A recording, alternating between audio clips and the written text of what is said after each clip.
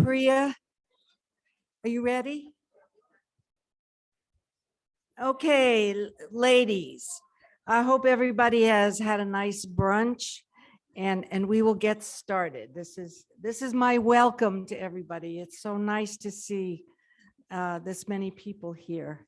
Every week it's been well attended, so we're very happy about that. The first thing I'm going to introduce Trish Stubbs, who will announce the November birthdays and our guests who are here today. Trish. She needs her list.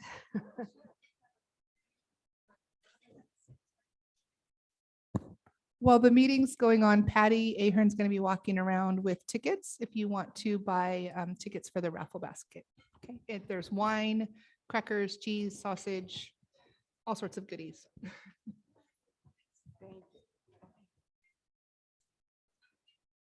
We have a nice list of birthdays today, and I know that the two that are here are Shirley Bodnar.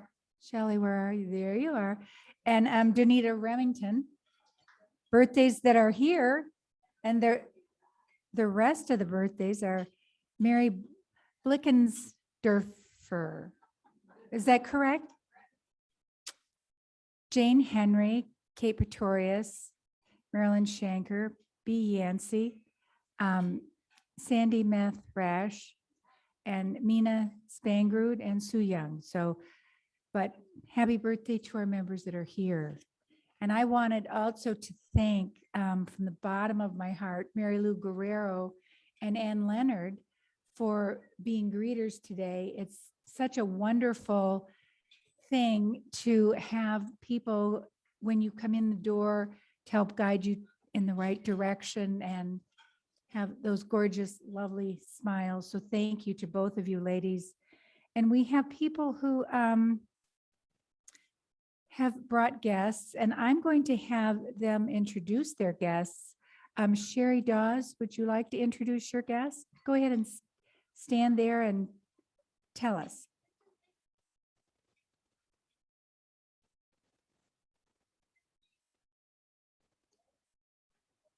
Thank you for coming. And Pam Ford, would you like to stand and introduce your guests?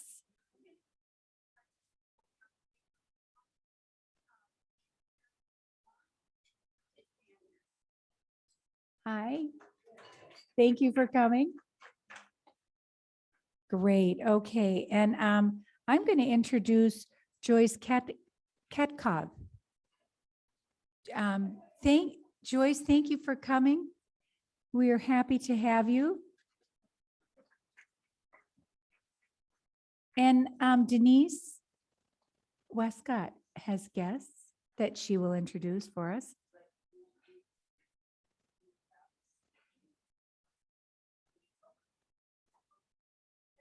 And she's Barb Krause's daughter-in-law.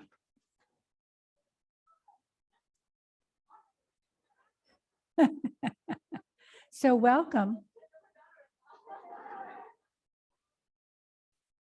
Do we have any other guests that I missed here? Oh.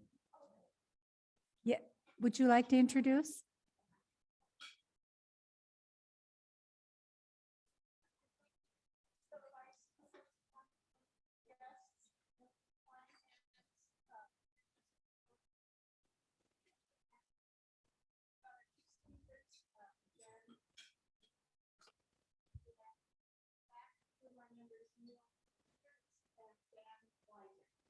Welcome.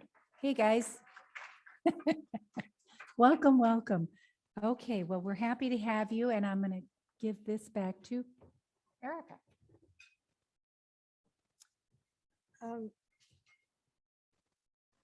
We received a very nice thank you note from Char Burgess, who we honored at the last meeting for 50 years of membership in AAUW. And she wrote to us and she said, I want to thank AAUW Redlands branch for so generously honoring me for my 50 years of membership It's quite enough to get a reprieve from dues for the rest of time. But to also enjoy the beautiful Crystal Award and all the accolades was superb. Many thanks to a great organization and a sincere wish that you continue the fantastic work you are all doing. I do look forward to joining you more regularly, although in November, I'm committed to the Museum of Redlands preparation for our huge sale, which starts November 11th. So that's also an announcement. Hope to maybe see some of you there. Again, a very sincere thank you, Shar Burgess. It's nice. And now, Pam, you want to introduce the Nick Whistle people? And tell everybody what Nick Whistle stands for.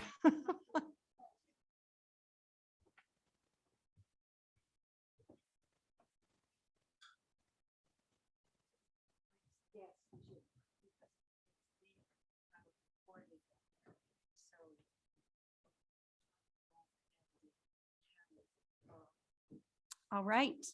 So at Erica's request, but also because it matters, Nick Whistle stands for the National Conference of College Women Student Leaders. Boy, the first time I did it, I got it right the first time, but the National Conference of College Women Student Leaders. Okay.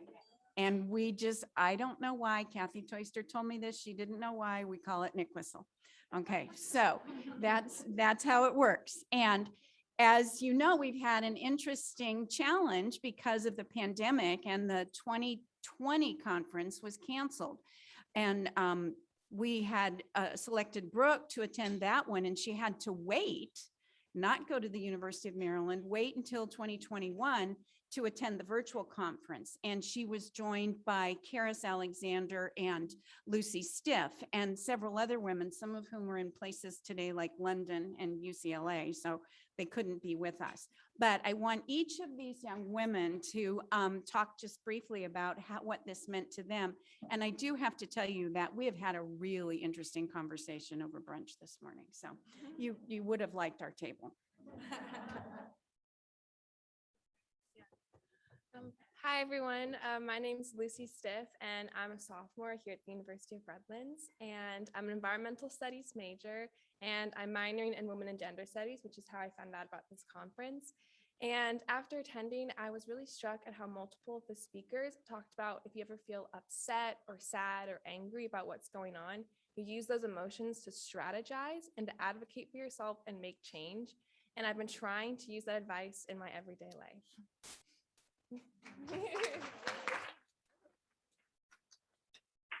Hi, my name is Brooke McVeigh. I recently graduated here at the University of Redlands this past April with my bachelor's of psychology. I'm currently pursuing my master's of science at the Loma Linda University for marriage and family therapy. So super excited about that. Always great to be back on campus. I definitely wish we could have been in person. I'm definitely grateful that Pam gave me the opportunity to still attend virtually. Some of the sessions that I attended, I have them written here, were getting financially confident, how to learn about and talk about and take control of your money, marketing yourself as a woman student leader, and get empowered, stopping harassment, abuse, and assault.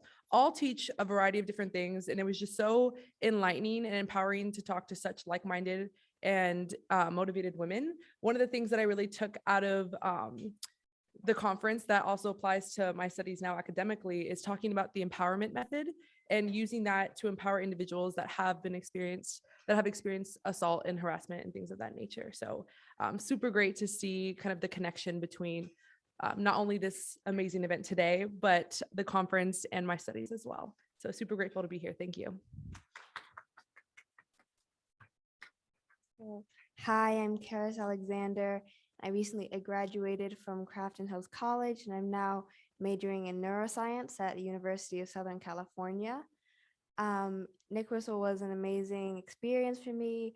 I got a lot of value out of the sessions about how to take what's in your personality and your skills that are already within you and to use them in your field, and also about how to manage your mental health and use it as a drive to pursue your goals. So thank you all for helping me and giving me the opportunity to attend.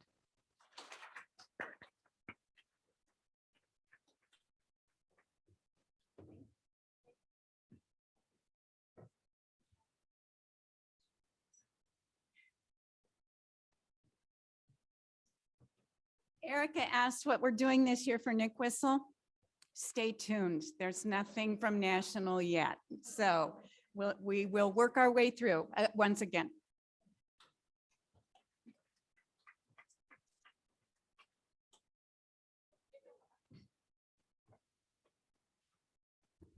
Okay, Patty. Where are you? Are you still walking around selling tickets? Okay, we have a raffle. Where is the basket? I mean, people need to know what they're paying for. Okay. All right, there it is. The tickets, I don't know, maybe everybody who wants to has already bought them, but the tickets are $5 for 6 tickets. And if you want to buy one, you better do it now, because we're gonna do the drawing. All right, we can wait a few minutes. We'll do something else first.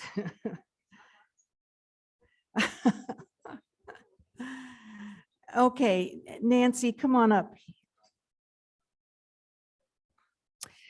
We're doing a special short tribute to Shirley Harlan. Now, I don't know how many of you knew Shirley, but those of us who knew her were always absolutely amazed and flabbergasted by how much she has done right up until her 92nd year. She passed away a little over a week ago. And so we would like to give her a tribute. Did you have?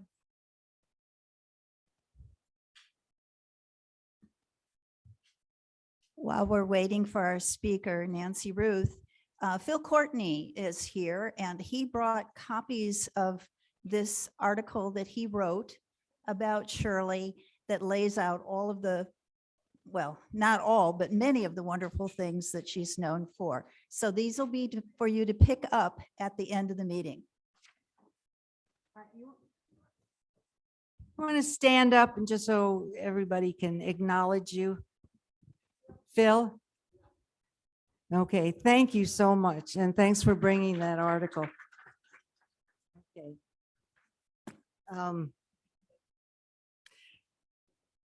Shirley was one of Redland's first feminists. And she was a feminist from, I don't know, for the last probably 50 years. And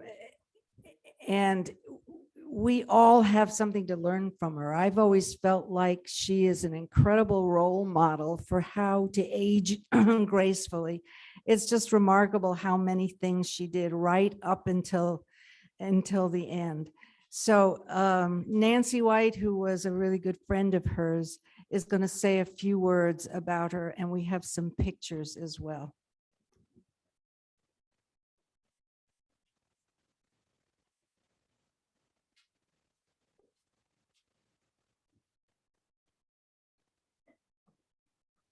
Thank you, thank you. Yeah.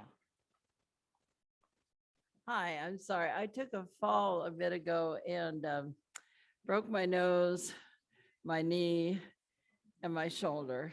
So I'm sort of mincing along here. So This is another role model for how to age gracefully. I don't know how graceful that was. Priya, I'm having trouble with this.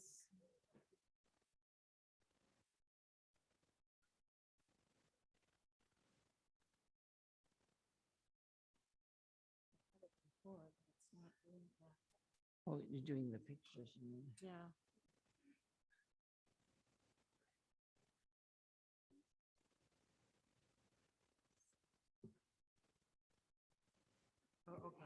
Okay. Okay, great.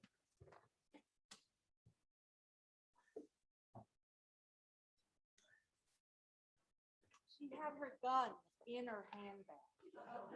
And she, I'll talk a little bit about that.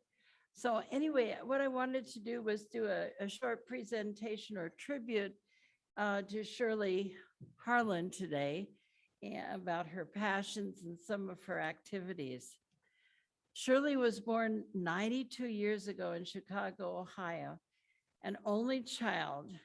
She graduated the Western Reserve University with a major in psychology and a minor in physical education. She married and had a son, Larry, and a daughter, Lynn. She was the first female police officer in Redlands. She even designed, as you can see here, her own uniform. And as Erica mentioned, she with a skirt and with her gun in her purse. And in fact, as an officer, Shirley stopped the famous comedian Jack Benny on Redlands Boulevard, which was then Highway 99, and warning and for speeding. But she did not let him go with a warning. She ticketed him, as reported in one of several articles written about Shirley by Phil Courtney. She retired from the probation department in 1989, and you could see why, because some of the things I'll mention, she was always busy. And some of her passions and accomplishments, to mention a few, the two organizations that she really was passionate about was the AAUW and also the League of Women Voters. In fact, she received a Citizen of Achievement Award in 2019. Okay, yeah. Another passion, whenever I think of Shirley, it was the ERA. Shirley wanted to see the passage of the ERA before she died. Last year, it was ratified with Virginia becoming the 38th state, which gave us 3/4 of the states. And so it was ratified, but unfortunately still in the courts is the having it written into the Constitution. And that's a whole nother passage, because they said that we had gone beyond the time when it could then be, put into the Constitution, so that there's another process that has to go on. But at least she saw it ratified. She was also a member of the OWL, Older Women's League, a group dedicated to focusing on the critical issues facing women and as they age. She was a national officer in this group. She was also passionate, she had many passions, about the single-payer healthcare. She was also named she went by the name of the Video Lady. And she had a video business for almost 50 years. And she did things for political campaigns and council races and all. In fact, I got to use her facility one time, put together a video for when I was running for city council. And then she also, in 1995, she was asked to film the 4th International Women's Year Conference, which was in Beijing, China. And hearsay is that she bicycled at the age of 65 all around the city, keeping track. She also, and there was also a river rafting trip. Yes. River rafting. River rafting. Yes. There she is. Okay, so she also, She was over 80 when she did. she did this at the age of over 80, and she river rafted down the Colorado River. And then several years later, a group did the river rafting again, and she videoed that.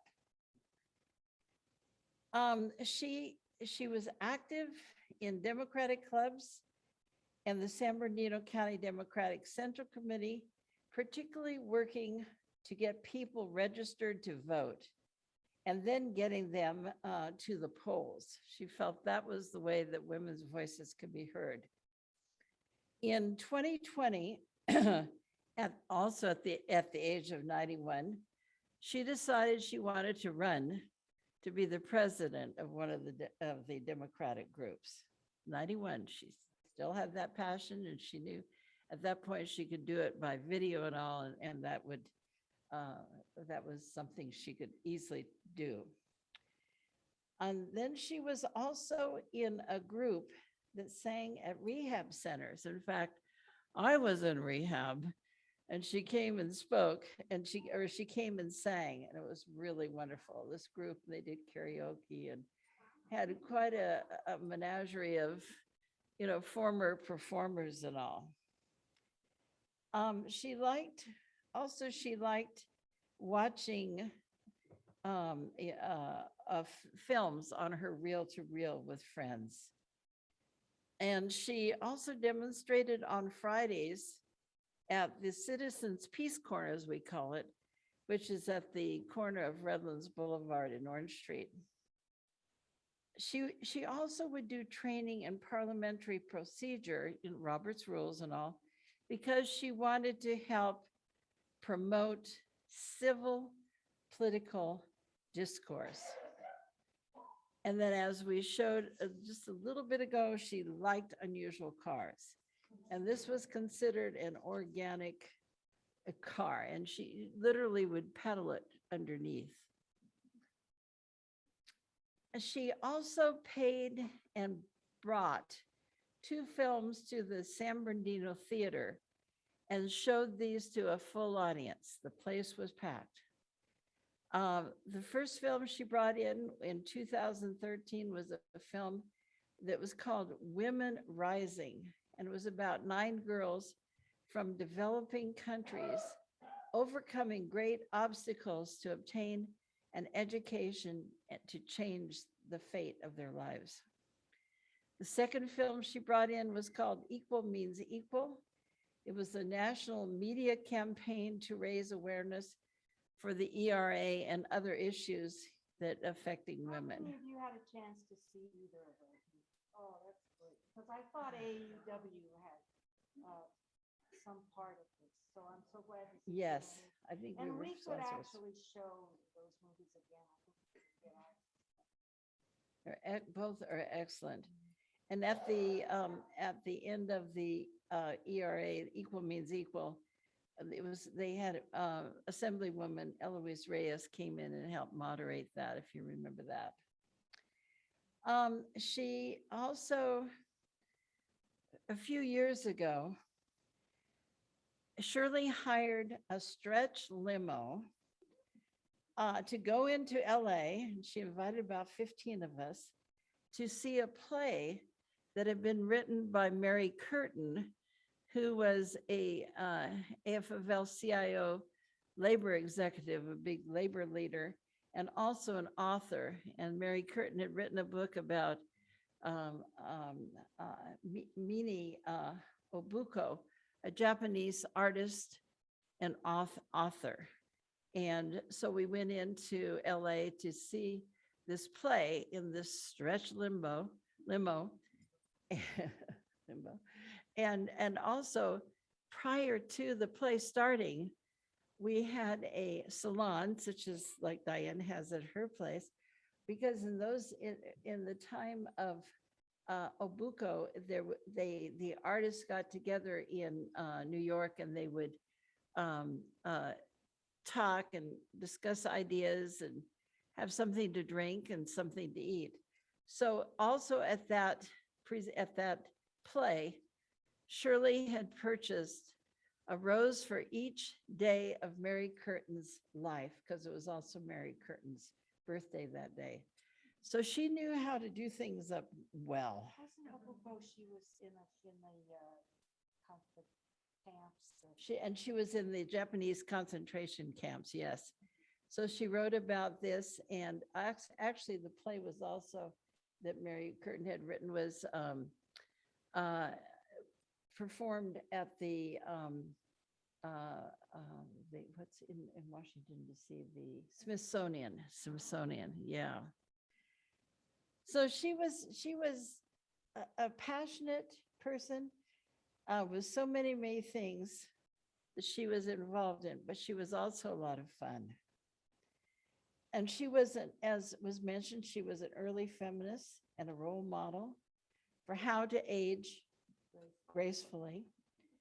And so I want to thank Shirley for being such a great role model, et cetera, et cetera, et cetera. You're welcome.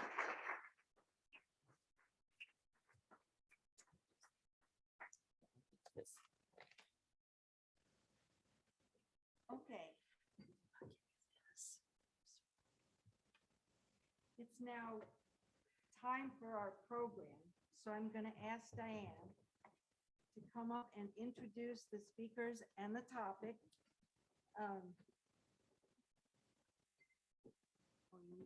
You need to wait for Nancy. Just a second. Good, thank you. All right, thank you so much, Nancy. Let's give her a hand.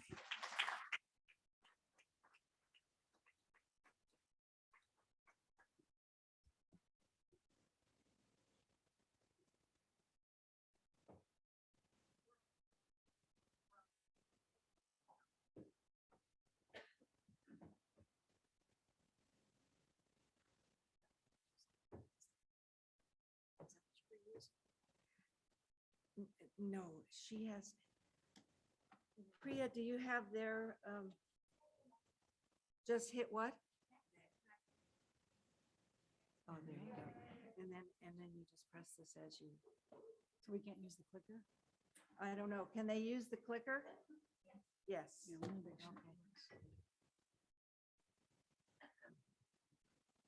That's that. Okay. Okay.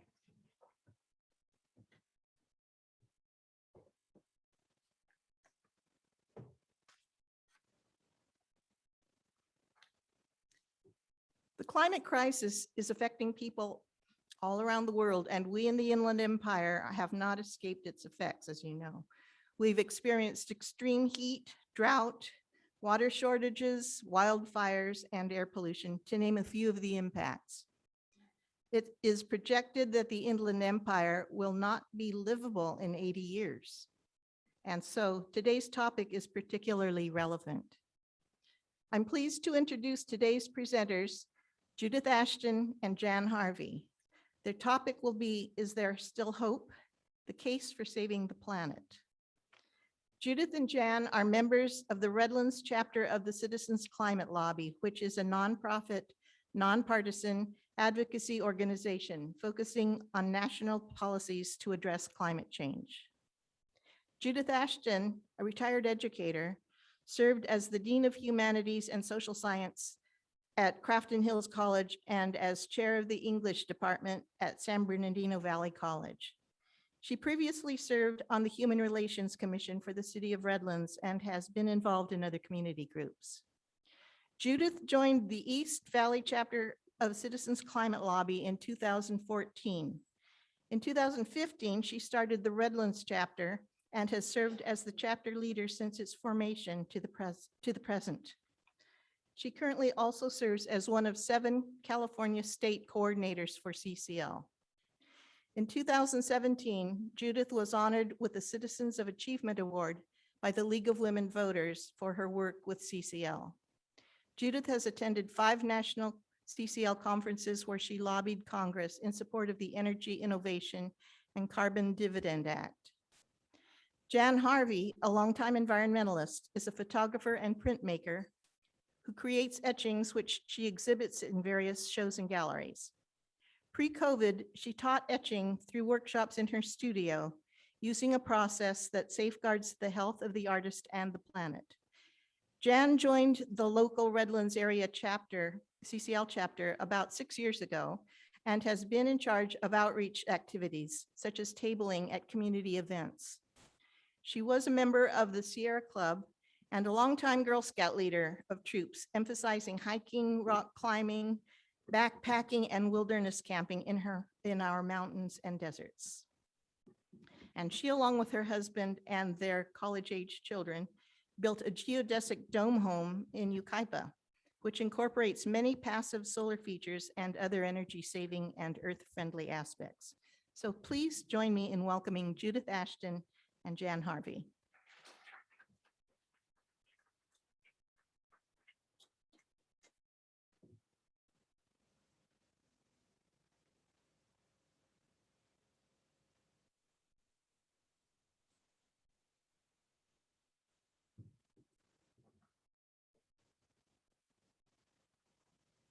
Hi, everyone.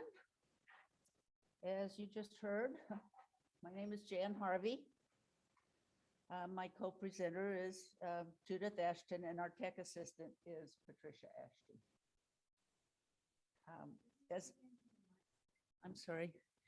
As Diane said, we are all members of the Redlands area chapter of the Citizens Climate Lobby, known as CCL. CCL is a national, nonpartisan organization committed to passing legislation that will bring down carbon emissions, which is what we want to talk to you about today. We are very pleased to have this time with you, especially because you are, in your own words, a group which has examined and taken positions on the fundamental issues of the day: educational, social, economic, and political, all categories into which climate change would surely fit. So I was excited when I heard about CCL and what is called the Energy Innovation and Carbon Dividend Act.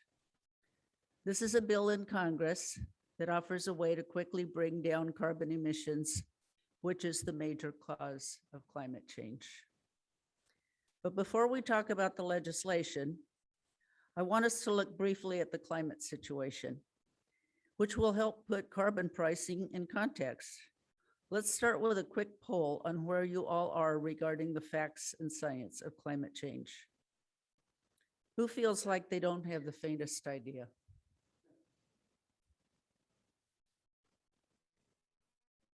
Who feels like they're pretty well versed in the basics of climate change? Good. And who's totally up on this stuff? That seems like a pretty high level of awareness. I think those numbers would have been quite different even a year ago, when climate change was not getting much media attention. But regardless, we're going to have a little test just to see what you know and to give us some perspective on how important the carbon pricing is. We need the numbers.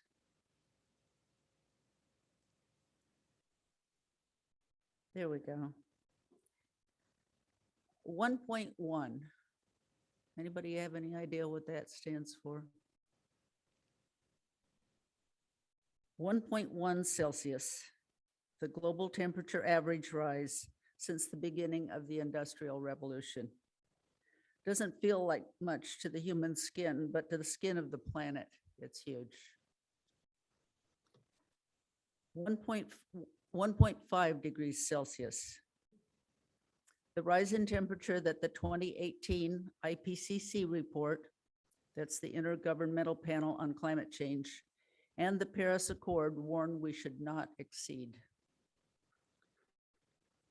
And 2.0 Celsius, the rise in temperature that both the IPCC and the Paris Accord warn we absolutely must not go beyond or will face unimaginable catastrophe. In the second column, 280 parts per million, the amount of CO2 in the atmosphere at the beginning of the Industrial Revolution. 350 parts per million, the highest amount of CO2 that is safe for humans. And 416 to 421 parts per million, the amount in the atmosphere today, which is higher than it's been in 3 million years, which was when dinosaurs roamed the earth. 45%, or Biden is calling for 50%, the amount of CO2 we need to draw down from 2010 levels by 2030. And 10 years. Actually, it's less than 10 years from now. That will position us to reach zero emissions by 2050.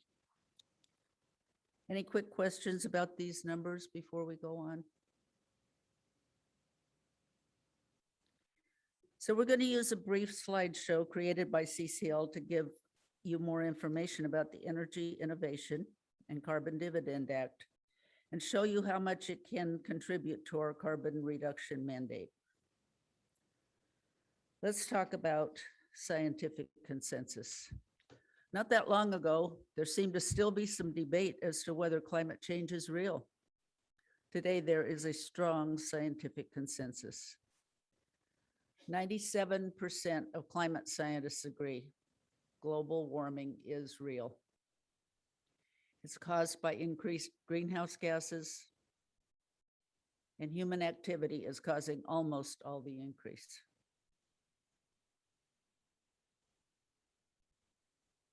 And of course, the biggest driver of climate change is fossil fuels.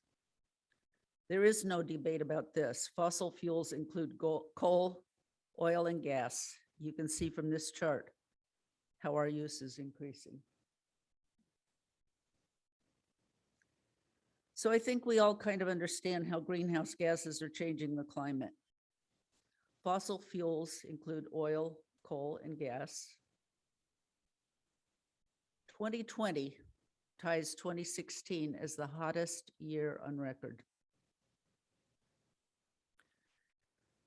More carbon leads to a warmer planet. The more carbon that's released, the more the planet warms.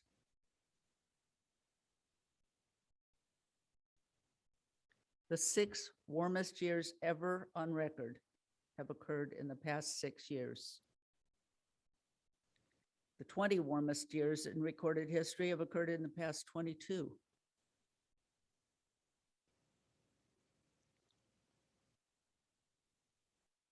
What we're up against. More record-setting temperatures. We've already talked about record-setting temps. July 2021 was the hottest July ever on the planet. You might want to let that sink in for a moment. More extreme weather events. We've gone from about 250 extreme weather events per year in the 1980s to 600 to 700 in recent years. Rising sea levels, which is accelerating faster than predicted.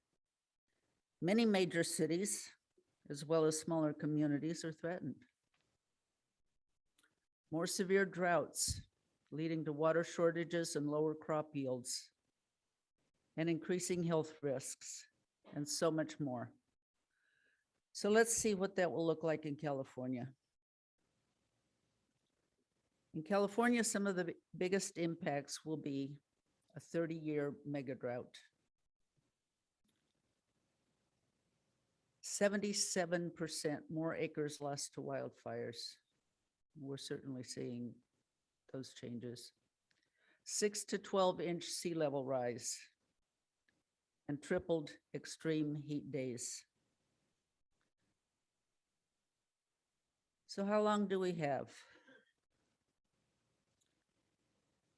How long do we have to avoid the worst of these projections? As you already know, the IPCC reports we have 10 years from now to cut global emissions by 50%.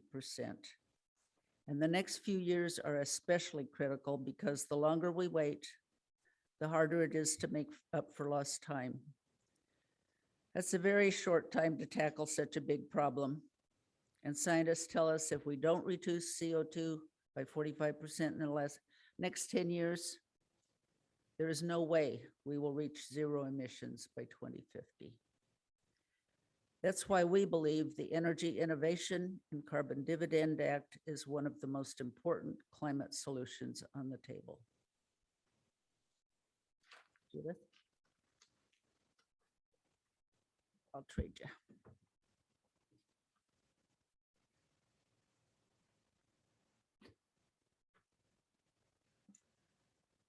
Well, on that happy note, I'm here to bring a little hope, I hope. And so we want to start off with what makes a good climate solution. And so you can see that it's a horrendous what we're facing. And we've been facing this for a long time, but it's only been within the last couple of years that people have really gotten it together. And Citizens Climate Lobby has been around for about 11 years, and we joined it within the last 5-6 years. But what I'd like to do is to present what would make a good solution before we actually look at the act. So what makes a good climate solution? First of all, we need a large scale change versus marginal improvements. The solution is so big, the solution needs to be big also in order to be at the same scale as the problem. This is an important aspect. We need to really remember that, and we need to go big. The solution needs to assist those who would be hard hit by rising energy costs, and we'll talk about that in a little bit. The solution needs to be healthy for both the planet and the economy. More on that in a minute. And needs to be durable. It needs to stick around. It needs popular support. And, okay, thank you. And we need to find a solution that isn't political, that has support from all parts of the society, so it can't be easily overturned. The solution needs to be bipartisan and needs to be codified into law so it can't change so readily. As we know, the shifting political, as we know. So how does the Energy Innovation and Carbon Dividend Act meet that criteria? And whenever I mention that, energy innovation and carbon, I'm really talking about carbon fee and a dividend. So carbon fee or carbon tax is really what we're talking about today. First of all, it charges a fee on fossil fuels at the source, the mine, the well, or the port. So those things you want to keep in mind. People aren't going to be charged a tax on gas when the gasoline pump. No, the tax is going to go at the mine, the well, or the port. The return of this money, 100% of it, the revenue goes back to households as a dividend. And then there's also the carbon adjustment.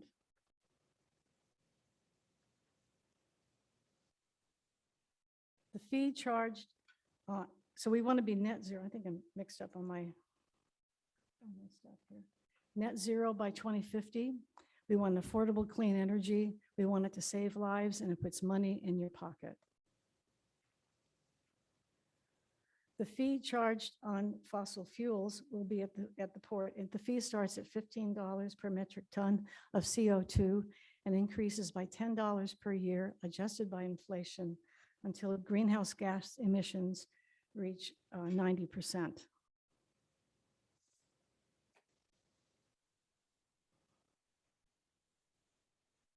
The policy will reduce America's fossil fuel pollution by 30% in the first 5 years.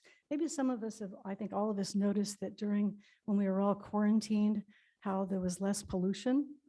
And so we know when there's less pollution going up because people aren't driving their cars, our whole environment gets better. So you kind of can think of that in the same way as putting a tax on carbon with less carbon going into the air.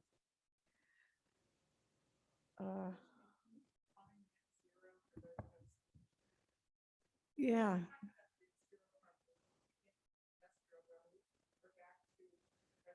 Present day net zero. So we want to be able to put out as little carbon as possible. And I can't really know how to define net zero. Anybody here in the room, all my CCL people back here, Dan Weiser might be able to answer that question for you.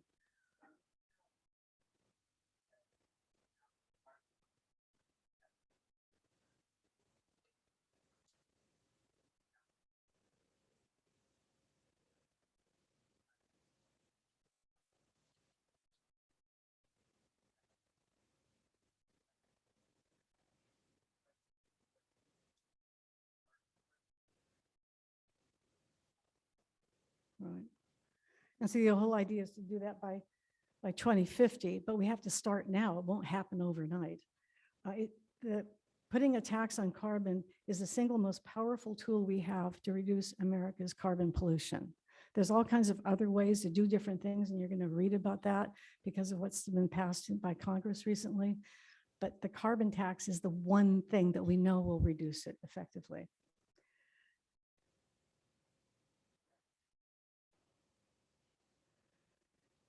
Businesses will compete to provide energy solutions. It will cause the government to make fossil fuels more expensive, and businesses will compete in order to be able to access cleaner energy in order to put out their goods. The resulting innovation will reduce our pollution fast and efficiently and will lead to reliable and affordable clean energy. This will reduce the $800 billion on health costs incurred from fossil fuels and create clean energy jobs across America. And it's already happening. We know that, not happening fast enough. It will also save lives. The tax on carbon will improve health and save 4.5 million American lives over the next 50 years. And 1 in 10 Americans now die from air pollution. I didn't realize that until we were doing research on this. 1 in 10 Americans now die from air pollution. And we know that with asthma and emphysema and COPD and many other things. And many others lose quality of life. It will put money in your pocket. The policy is affordable for ordinary Americans because of the monthly dividend or carbon cashback payment to every American to spend with no restrictions. And again, most low and middle income Americans will come out financially ahead or break even. It is estimated that the annual dividend for a family of 4 in 10 years would be about $3,000 paid per month. So it's a monthly dividend. Although once, if this all goes through, things like that might change. It could be a quarterly dividend or it could be a monthly dividend. So back to the numbers. Remember, oh, that looks odd. Remember, our mandate is to bring emissions down 45 to 50% by 2030. This could be helped significantly by a tax on carbon, since it would bring down emissions by 40% in 12 years. And I think it would even be faster than that. This could make a big difference in this very urgent situation that we're in. This also shows how important it is that Congress pass this sooner rather than later. Earlier in the year, a congressman from Florida, Representative Ted Deutsch, introduced, it's actually a reintroduction of the Energy Innovation and Carbon Dividend Act. And it now has over 85 sponsors. It has more than that, but here's a list of just 28 of them that we had access to when we made these slides.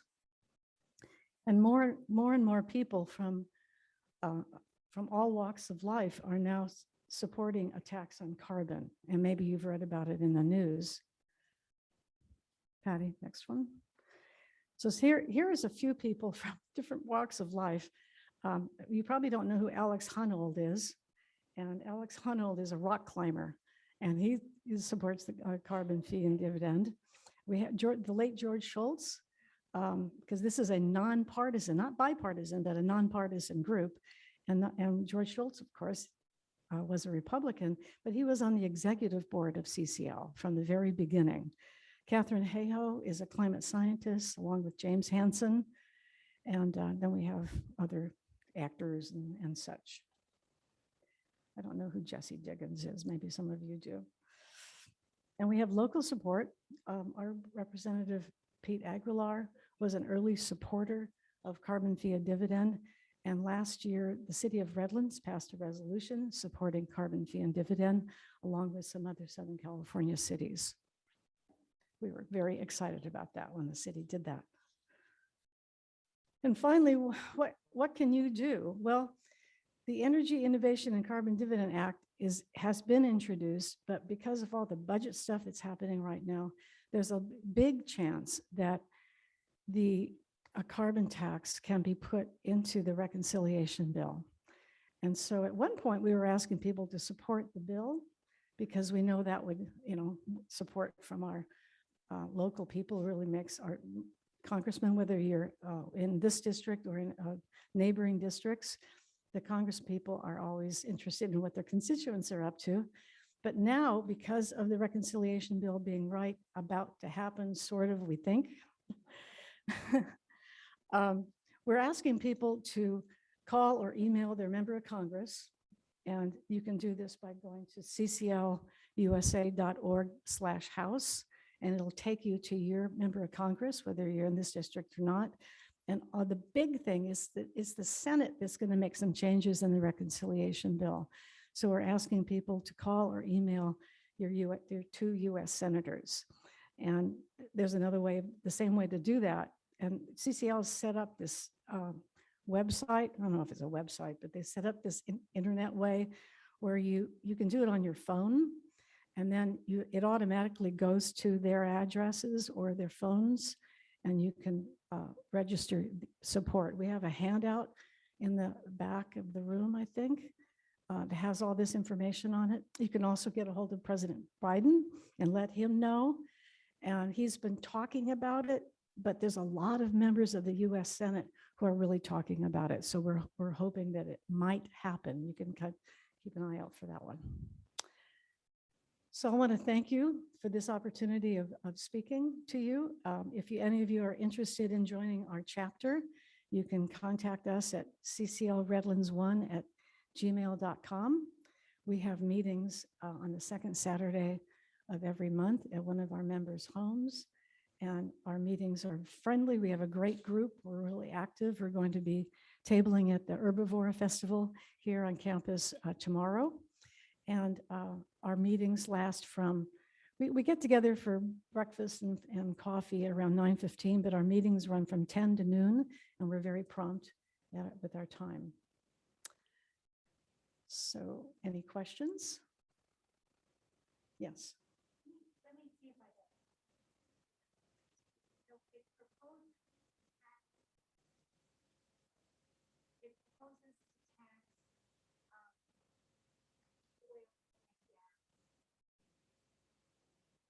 Cool.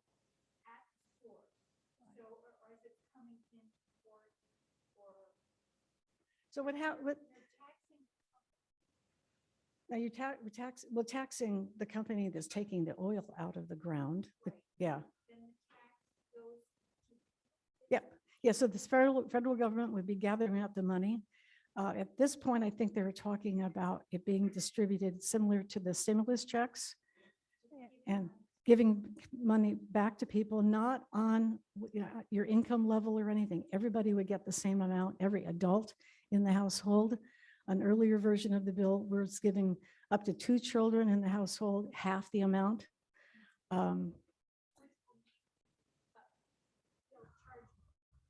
Right. So let's basic example, gasoline will go, let's say gasoline goes up 50 cents. And so you're going to be paying that much more every time you fill your gas tank. People who do not have that much money, it's really going to impact them. It's going to impact everyone, but this will make up for that. And so if you're low income, you only expend that much in doing anything. You're not going to be flying in an airplane. You're not going to be doing all that. So the money will be much more important to one if you are lower income, but everybody gets the same amount. People who have more money and are spending more, they're going to get the same amount, but it's not going to equal in their income the same way. So even though coal companies will charge more, the theory is that because they're having to do that and it makes it more expensive, that there will come down. Yes, eventually. And yeah, Noni?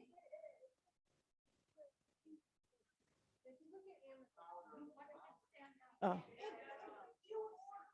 Amazon, multiple items. Amazon delivers every single one section. Okay, if it costs more each time, they're going to pass the cost on to you. They don't want to pass costs on to their people who purchase from them. So they're going to start finding ways to use less gas to deliver packages. So the cost can start bundling, which means less usage of gas. Everybody should change because because prices go up, therefore the consumers don't want to pay those prices. Suppliers, et cetera, which means their prices means they use less gas, oil, and carbon. Right, thank you. And then I also like, for example, the Hertz organization, the car rental organization, has ordered 100,000 Teslas for their fleet. And so people are already moving towards electric and all of that. So I think that's, because that's across the whole country, but it's still 100,000 Teslas. There's nothing to sneeze at. Christine? Could you talk a little bit about the border adjustment and what other countries are already doing? Oh, that's a good thing. I lost my place in here. And then, thank you. The border adjustment is really important because if we're taxing carbon and so our manufactured goods are more money, then we'll be at an uneven bracket with trading countries. Well, the EU and Canada and Australia and other countries are already taxing carbon. So things are, and some of them are about to do it. And so the amounts, I think Canada is starting off at $50 per metric ton. And the suggestion in the legislation right now is for us is 15. So everything's going to get figured out at the international trade level, but that's how that would equalize. Is there some way that some of that money is going to go towards investment? Ways to change, our use of energy?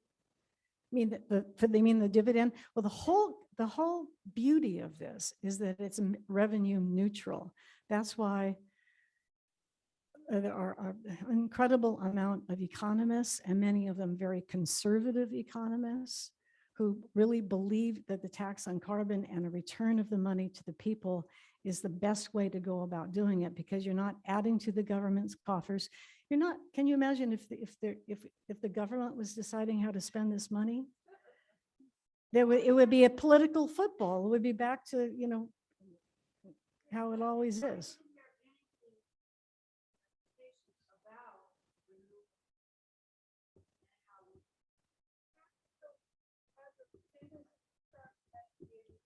Right. The whole idea is to change behavior. Right. And people will look to it. Right. It's also long term. It's not automatically used. Right. Some stuff will happen right away, but some stuff it's a progression, and for companies to come up with renewable sources, and other businesses will occur that we haven't even what they are, because they know they want to get on the bandwagon in order to provide renewable energy solutions. It's just starting. Yes.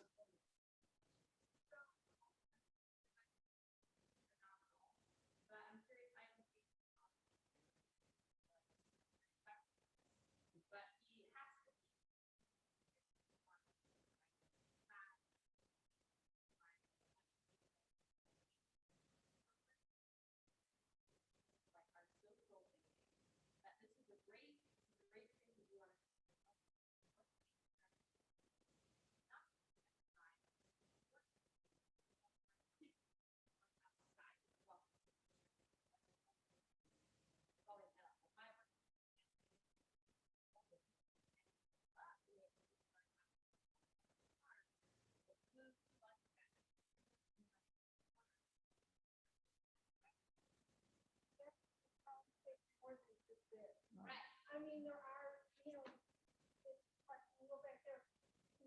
Farmers can capture carbon, and we could subsidize small farmers to change their farming methods to capture carbon. We could do a lot of these things differently. It's just a start. I mean, these other programs are gonna, these try to be pushed by younger people who are afraid that they can't have kids. But it benefits because what was it? Okay, and you need younger people paying in their taxes. Yes, so we really take care of this. The younger people will have to, they'll continue to pay.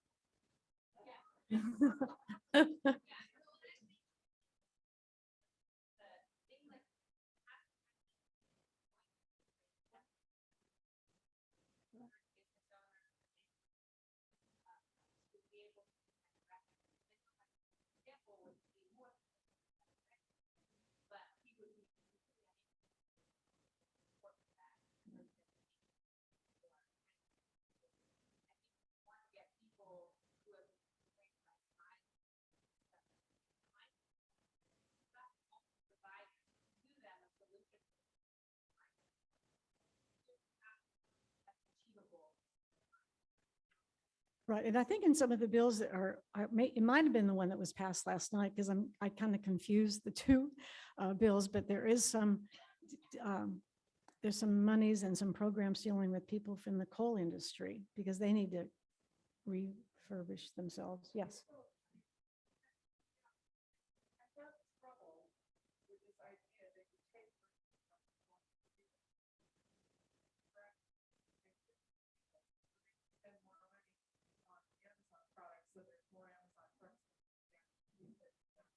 Well, I don't think that, I don't think that's what I was saying. Yeah.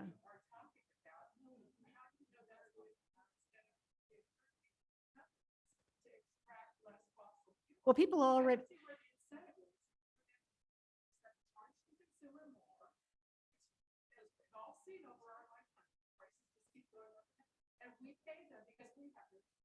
Right. So how are you saying that putting more money in my pocket?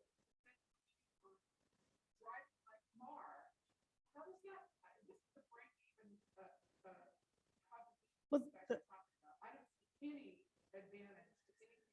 well, I think the big thing that we're more concerned with, as opposed to what people are doing with their money once the carbon cashback comes to them, what we're interested in is reducing pollution and saving the planet. If you put less carbon in the air,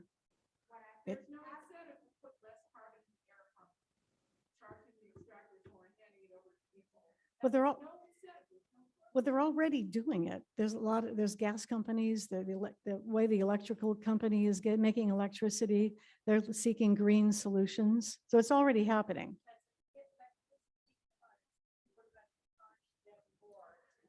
Yes, absolutely.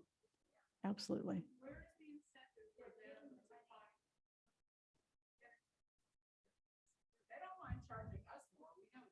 Okay. Diane?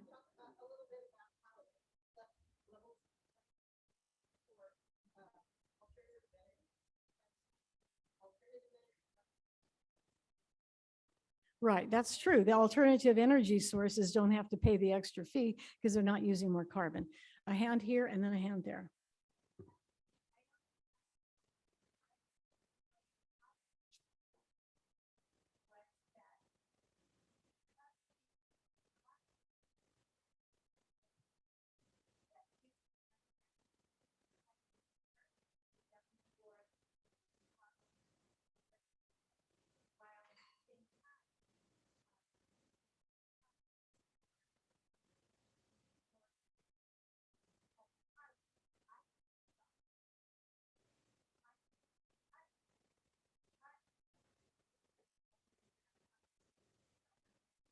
Right. No, that's it. You got it. You got it.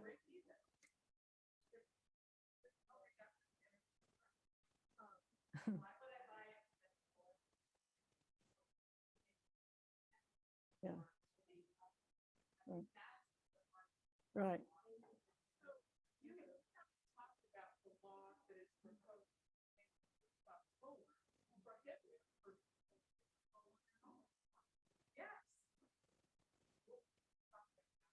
Can I talk about solar, rooftop solar? I don't know anything about that. Mhm. Yeah. I don't think you really think I have an answer to that. So, yes. I don't know anything about rooftop solar future legislation. You probably know more about it than I do. The lady right there? Yes.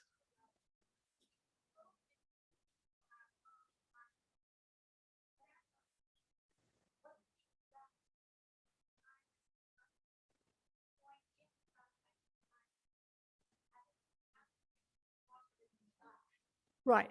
Yeah. And it was very disappointing that they didn't show up into Scotland, but they're part of this discussion because it's going to impact them in the cross-border trade. That's how it's going to get to them.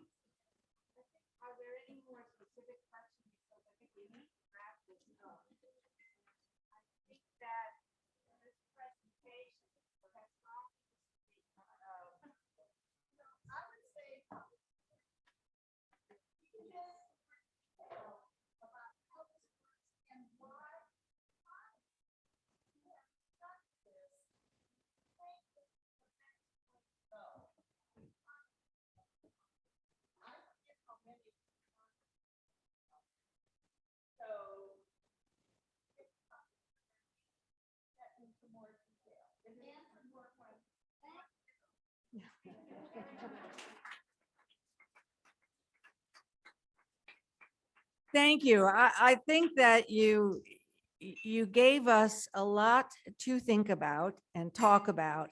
And so this is to be continued, but it was a great first step. And that's what all of us want, I think. So thank you very much. It was a very good presentation.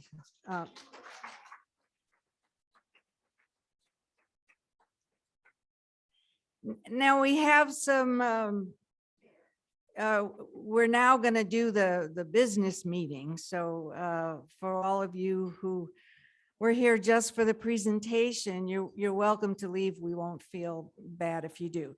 But the first thing that I'd like to do is I'd like to have Marie Mitchell come up and tell us just a little bit about the Veterans Day Parade that we're going to participate in.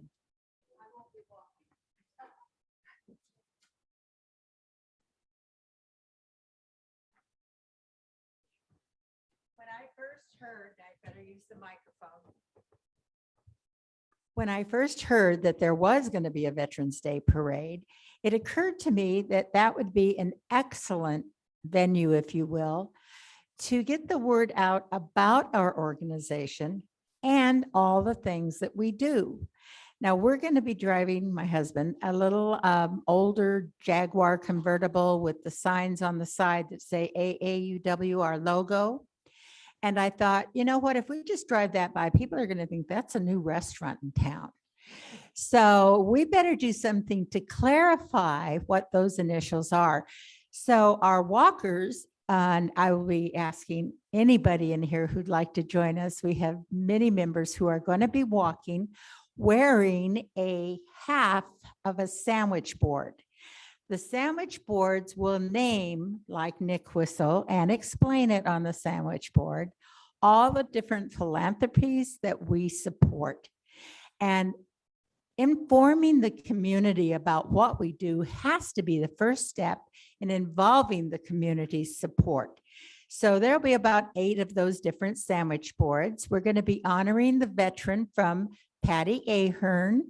Her husband is a vet from the Vietnam War. He'll be riding in the little convertible that my husband's driving and wearing his hat. And, you know, it is a Veterans Day Parade. We are going to be also passing out these little snack bags with a reduced version of our mission statement, what we stand for, and also a candy treat. There'll be baskets of them. I decided arbitrarily on 200. These will be handed out by our ladies wearing the sandwich boards to adults in the audience or the spectators as we go by. I just think even if they open it to get the candy, they might read a little bit more about us. And the sandwich boards are literally in your face. So if you don't want to walk, come out and cheer loudly. I think there was an article in our newspaper about that encourages you to participate. And you know, this afternoon is the Christmas tree visiting on the way to Washington, D.C. This huge Christmas tree that they put up is stopping here in Redlands, and there will be festivities from 2 p.m. to 6 p.m. And it didn't mention it in the article, but when talking to Paul Burrich, our mayor, he said there's going to be little cards that the children or adults can write on.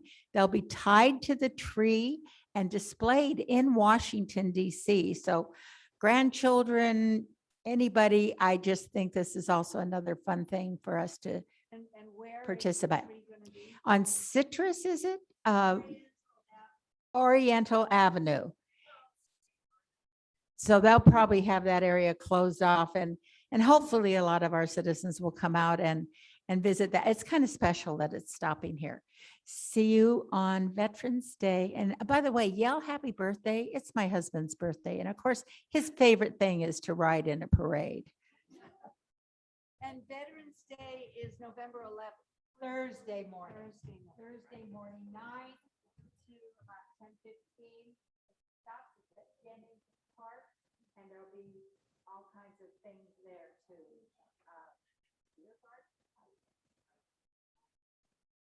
Oh, What? right. Yeah, that's the next thing on my list. So has everybody purchased their tickets? Okay. Are we ready to do the drawing? And where's the basket is where? Oh, I get to do this again. I got to do this at the Footlighters. All right. Who is lucky? Who is lucky? You are, huh? Okay. Here we go. 549 7921. 7921. That's the last four. Nobody? Somebody bought it. You want to look and see if my.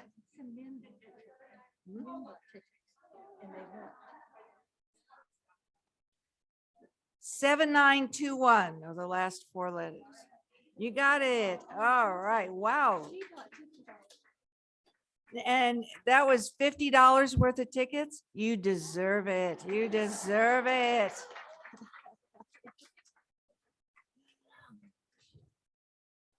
Okay. Trish, you want to make a quick report on the square, on our new credit card? We've tiptoed into the 21st century, and we had the ability to use your credit cards today. Tiptoeing is correct, but we did. And you know, you are now able to bring your credit card and use it.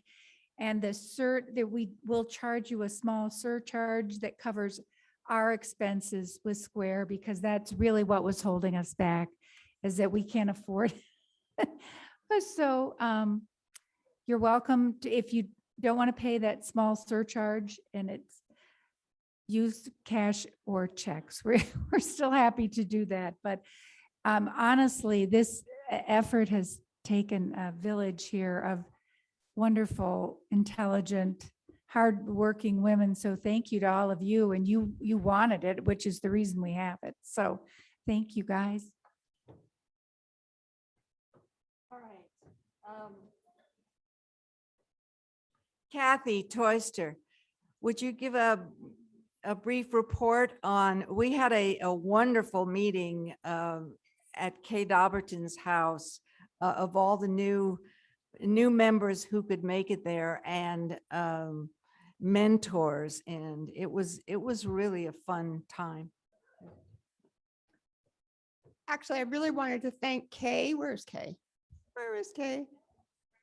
There she is at the table. Oh, for opening up her home and providing a lovely, lovely reception for our new members.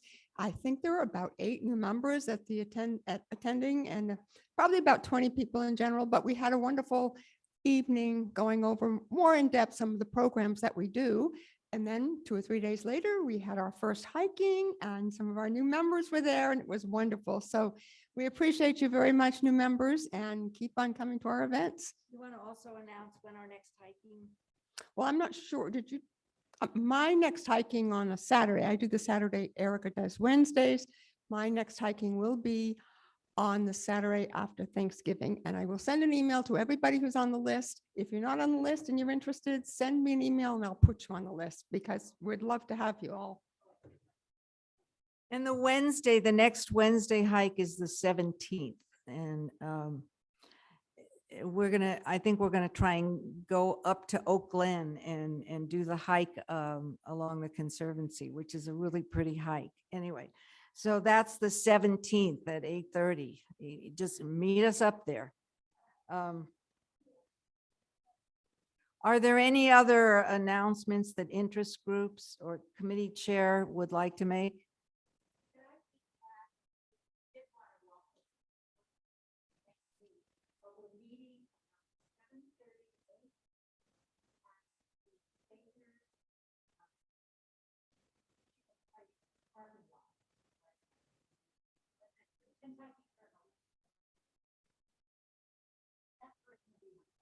Okay.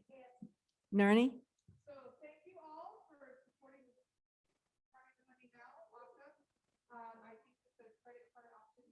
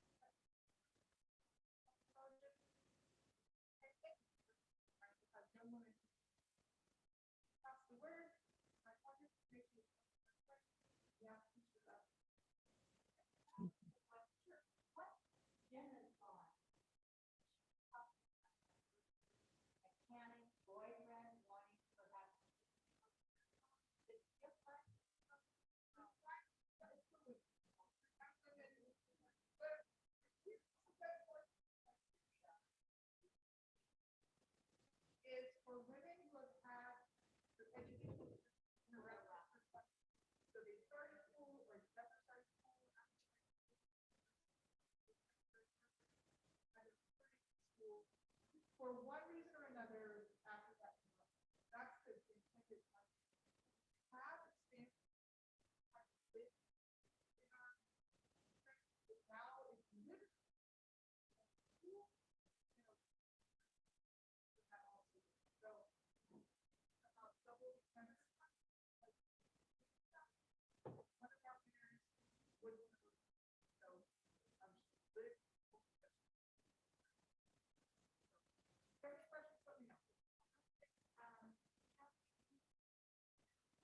absolutely. If they,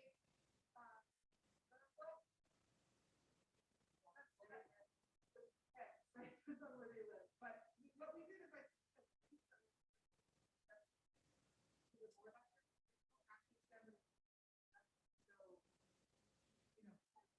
Yeah. Did expand the. One candidate.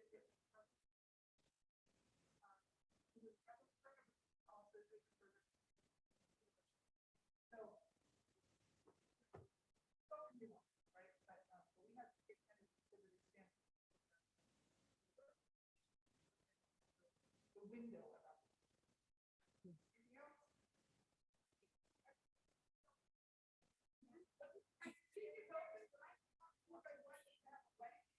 Yes. All right. Well, let's. Okay. Go ahead. Anne has an. So I'm speaking for Linda Browning and myself for the home tour on December 5th. We got the largest home.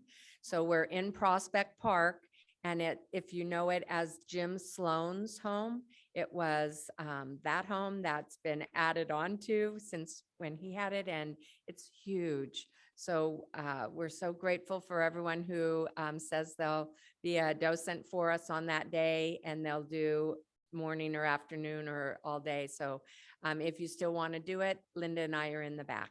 Thank you so much. Okay, one more thing. On the tables, there are copies of the October financial report and the minutes of our last meeting. So I just want to, if there's no objection, I am going to I'm going to declare that the minutes have been approved and the financial report has been approved unless I get any objection. It's on your table, so read it and we will approve those minutes and financial report. Did you? I have one copy left. I'm going to give it to Nancy Ruth White to give me the if you want to check it out on the internet, it's free. Redlands Community. Redland. Love the newspaper because it's about Redlands.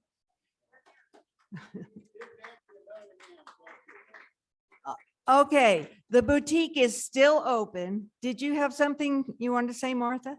No. Okay, the boutique is still open. I'm just going to announce that the next board meeting is Monday, November 8th. That's this coming Monday. And our next branch meeting is Tuesday, December 7th, and that's an evening meeting, and so it starts at 5:30. Okay, if there's nothing else from the audience, I am going to adjourn the meeting. Meeting is adjourned.